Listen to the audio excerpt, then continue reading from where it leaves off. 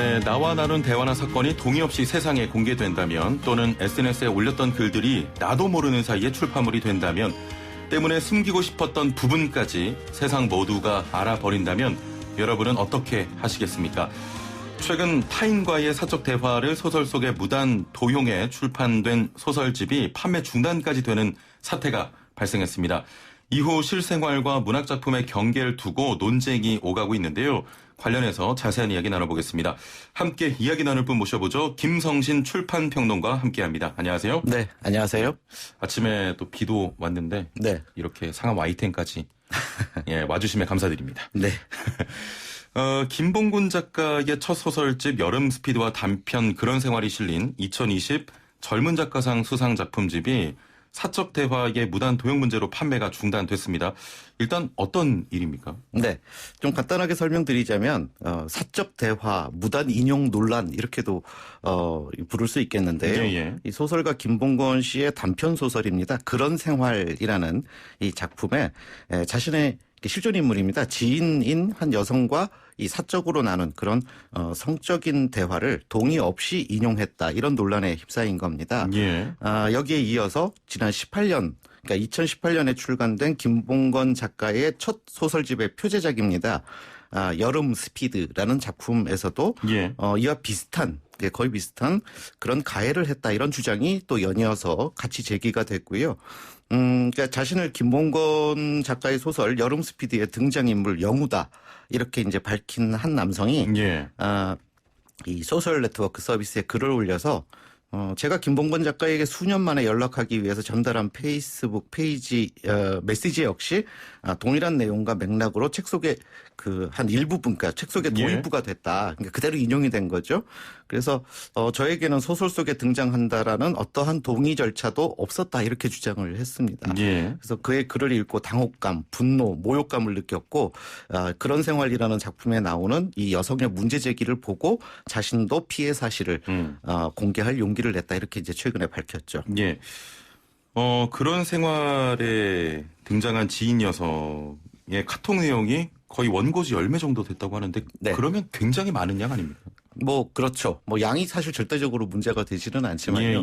그러니까 그것이 또 그 여성 같은 경우에서는 물론 작가가 미리 이걸 올리다라고는 얘기를 했는데 실제로 작품이 나왔을 때 너무나도 똑같고 또 누가 보더라도 제3자가 보더라도 자신임을 알 수 있는 이런 것들 때문에 심하게 모욕감도 느끼고 이랬다라는 것이 이제 문제가 된 것이죠. 예. 일단은 출판사가 문제가 된 책들의 판매를 중지는 한 거죠? 예.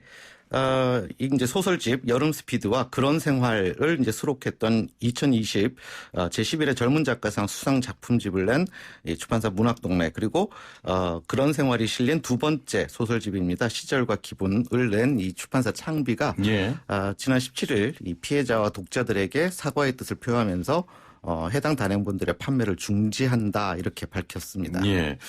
출판사가 이 문제가 된 책들의 판매를 중지했음에도 불구하고 좀 논란이 계속되고 있습니다. 어떤 반응인가요? 그러니까 지금 말씀하신 대로 출판사의 판매 중지 선언에도 불구하고 이 김봉건 사태 그야말로 여진이 이어지고 있다 이렇게 볼 수 있는데요. 소셜 네트워크 서비스 상에서 출판사와 작가의 이 소극적인 입장 표명 여기에 이제 거듭 항의하던 독자들 같은 경우에서는 이 해당 책들의 교환 이런 것들을 넘어서 환불을 요구하고 나섰고 그런 상황입니다. 예. 작가들도 이번 사태에 대한 입장을 표명하고 있다면서요? 그러니까 이 피해자들의 폭로 이후에 이 작가들도 함께 분노했습니다. 김봉건 작가와 함께 올해 젊은 작가상을 수상한 김초엽 작가 같은 경우에 있어서는 소설의 가치가 한 사람의 삶보다 우선한다고 생각하지 않는다라고 이야기하면서 이 개간 창작가 비평 가을호에 이 소설을 실지 않겠다 이렇게 입장을 밝혔고요. 역시 그 같은 젊은 작가상을 수상한 이현석 작가 같은 경우에도 창비에서 발간하는 이 창작가 비평 문학 3 이 보이콧에 이어서 제대로 된 사과가 나오지 않는다라면 이 두 출판사와 맺은 출판 계약을 해지하고자 한다라고까지 밝혔습니다. 예. 일단은 저와 사적인 대화를 나눈 게 책으로 나오면 굉장히 끔찍할 것 같기도 하거든요. 그렇죠. 그러니까 그런데 이제 가령 저 같은 경우에도 가까운 작가분들이 예. 뭐 이렇게 저하고 이제 뭐 이런저런 이야기들을 나누다가 그 모티브를 그대로 내가 작품에 써도 되겠느냐 뭐 그랬을 때 충분히 그것이 그 작가분에 의해서 각색이 되고 문학적 상상력으로 다시 재가공이 된다라면 뭐 사실 그 이야기를 드린 분 입장에서는 준 사람 입장에서는 또 영광일 수도 있기는 그렇죠. 해요. 예. 근데 이제 지금 이 케이스는 전혀 그것과 다릅니다. 충분히 그러니까 그 피해자 입장에서 도용된 분 입장에서 이건 도용이다. 그리고 예. 나는 이것 때문에 피해를 입었다라고 그 당사자가 밝히고 있기 때문에 그래서 이제 이것은 문제가 되는 것이죠. 그렇군요. 자, 일단 해당 작가 성소수자를 중심에 둔 문학으로 한국 문단의 새로운 퀴어 서사의 가능성을 싹 틔웠다. 이렇게 평가받으면서 이름 알리게 됐는데 네. 먼저 이전에도 이런 성소수자를 중심으로 둔 문학 작품이 없었던 건 아니잖아요. 그렇죠. 예. 비교적 빠른 시간에 좀 이름을 알리게 된 이유랄까, 사회의 변화나 독자들, 문학계의 인식 변화와 시기가 좀 잘 맞았다 이렇게 봐도 될까요? 네, 정확하게 보신 거고요. 좀 설명을 하자면 예. 지난 2018년을 이제 기점으로 해서 한국 문학의 주요 흐름 가운데 하나가 이 퀴어 서사 이런 것들이 등장을 하고 예. 이 서사가 폭발적으로 증가했습니다. 사실 이제 그 2년 전에 2016년부터 김봉건 작가 또 박상영 작가 이런 분들이 동성애를 주제로 한 예. 이제 작품을 발표하면서 바로 이런 흐름들을 계속 주도해 왔다 이렇게 볼 수 있었고요. 이 작품 발표의 의미만 있었던 것이 아니라 그러니까 이전과는 다른 차원의 어떤 독자들의 호응이 있었다. 이런 점들이 중요하고요. 뭐 말씀하신 대로 이 문학 작품에 동성애가 등장한 작품이야 물론 이전에도 있었는데 예. 이 동성애 자체를 주제로 한 퀴어 소설이 주류 문학에 편입이 돼서 한국 문학의 지평을 확장해가고 있었다. 뭐 이런 평가까지 받았고 그렇게 해서 독자들에게 이 퀴어 소설이 문학적 가치를 인정받은 것. 그러니까 이 과정에서 김봉건 작가의 역할이 컸다라고 볼 수 있거든요. 그리고 또 뭐 전체적인 사회적인 분위기를 놓고 봤을 때 이런 과정에서 가령 젠더 문제라든지 성소수자에 대한 어떤 사회적 관심 이런 것들이 폭발적으로 이렇게 커져 있는 상태에서 뭐 특히 이제 이 김봉건 작가 같은 경우에 있어서는 2010년대 후반에 데뷔한 그런 작가들 중에서는 정말 빠른 속도로 명성과 유명세를 얻게 된 겁니다. 또 사실 뭐 김봉건 작가 본인이 한국 소설가로서는 최초로 자신이 이 성소수자 게이임을 이제 선언을 하면서 커밍아웃을 했다라는 작가, 예. 그러니까 그런 작가라는 점에서 이 김봉건 작가의 작품은 일종의 당사자 문학. 뭐 이런 특징까지 가진 것이었고 그래서 이제 더 주목받았다 이렇게 볼 수 그렇군요. 있습니다. 해당 작가는 그동안 오토픽션, 자전적 소설을 쓴다고 이야기해왔고 또 오토픽션을 잘 쓴다고 평가가 돼왔는데 독자들로서는 좀 황당할 것 같아요. 황당하죠. 예. 한 가지 이런 생각이 들더라고요. 리얼리티라는 것은 우리가 전통적으로 소설문학이라는 부분들에 대한 굉장한 기대치이기도 하고 예. 또 소설문학의 수준을 평가하는 또 굉장히 중요한 어떤 기준이나 척도가 되지 않습니까? 근데 이번 경우에는 리얼리티가 아니라 그냥 리얼이기 때문에 문제가 되는 그렇습니다. 예, 그래서 이런 문제 때문에 작가의 도덕성과 문학성이 동시에 의심되는 그런 아주 아이러니컬한 상황이다 이렇게 볼 수 있는데요. 이 김봉건 작가는 자신의 이제 성 적체성을 공개적으로 고 작가 자신을 이 소설 속에 지속적으로 등장을 시켜온 것입니다. 그래서 뭐 이런 SNS 뭐 문자나 뭐 이런 것들을 종종 인용을 해오기는 했는데 이 부분의 리얼리티가 워낙 뛰어나서 문학적으로 호평받았거든요. 근데 바로 이 부분이 지금 리얼리티가 아닌 리얼이니까요.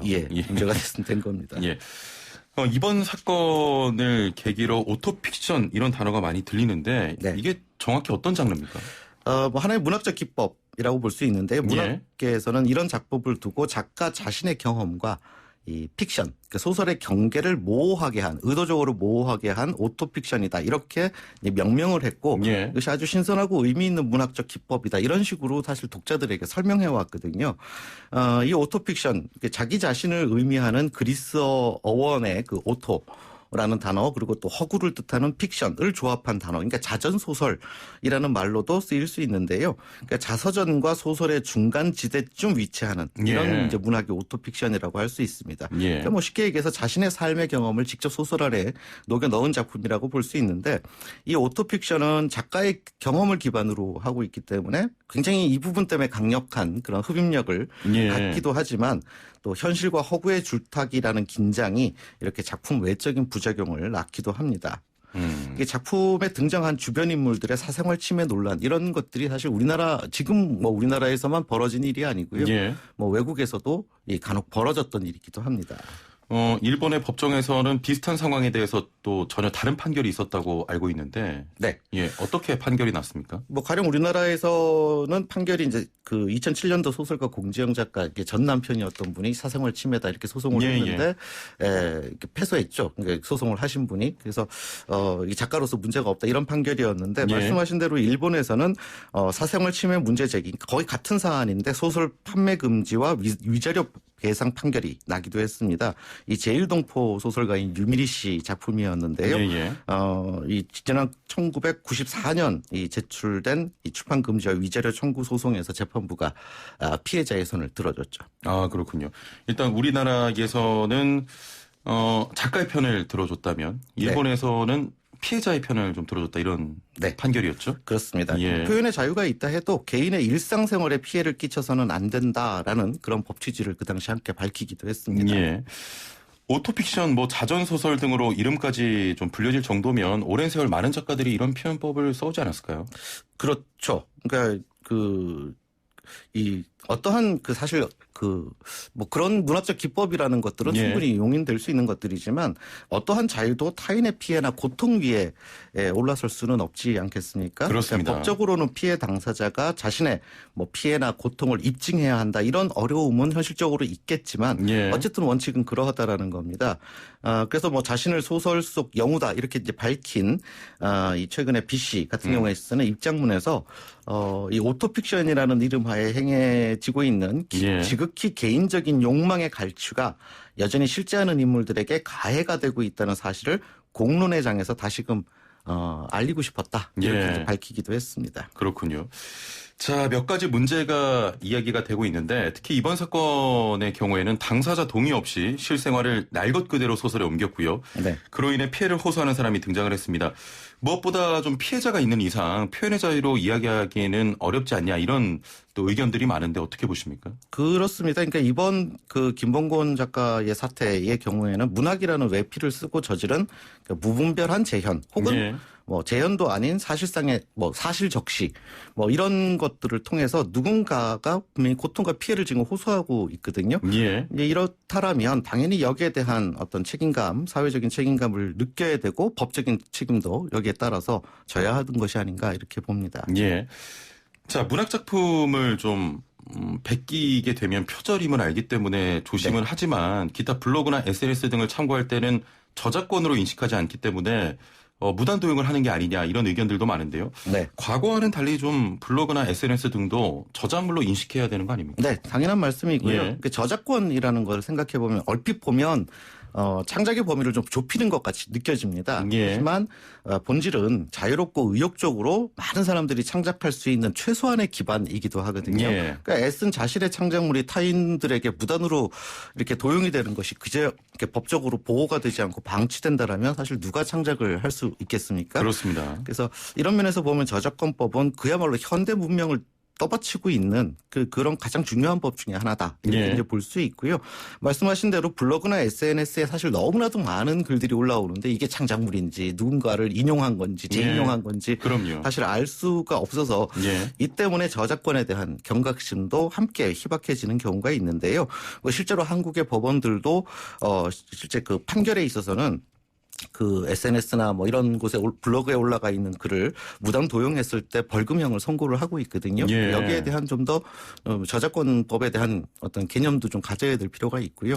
상식을 좀 가져야 될 필요가 있습니다. 네, 또 그런 글들을 도용하는 분들의 인식 개선도 좀 필요하겠습니다. 그렇죠. 자, 이제 좀 중요한 질문을 드려볼까 하는데요. 시간은 좀 충분히 드릴 테니까 말씀을 해주시고요. 사회 변화와 함께 문화를 받아들이고 있는 또 소비하는 독자들도 많이 변하고 있습니다. 최근 문학계에서도 인식을 갖고 소수자 인권 등 차별적인 번역을 정정하는 등의 변화의 움직임 많이 일어나고 있지 않습니까? 네, 그렇습니다. 최근 들어와서 여성 또 성소수자 뭐 이런 분들을 향한 오래되고 일성화된 그런 혐오와 차별에 대한 그런 이제 반성과 자성 이런 것들이 그야말로 전 사회적으로 강력하게 요구받고 있다 이런 예. 상황으로 볼 수 있는데요.